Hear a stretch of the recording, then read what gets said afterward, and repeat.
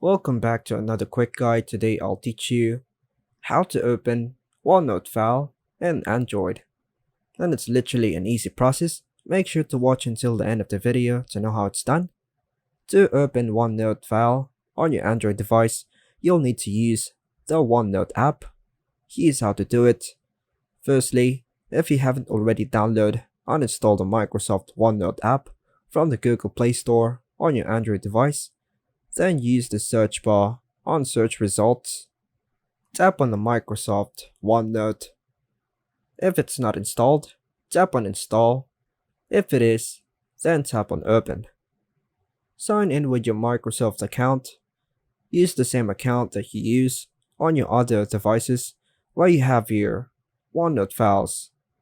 Just follow the prompts to authorize. Once you're signed in, tap on Get Started. Now, you should see a list of your notebooks. If the notebook you want to open isn't available, tap on Notebooks. Tap on the notebook you want to open. If it is stored locally on your device, it will open immediately.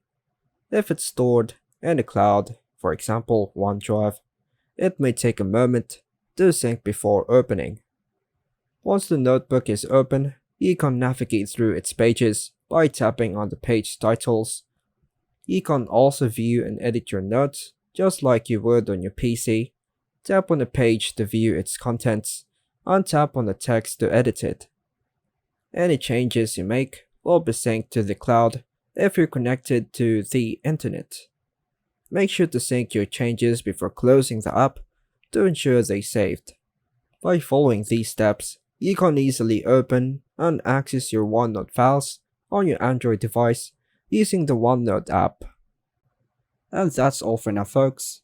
Thanks for watching.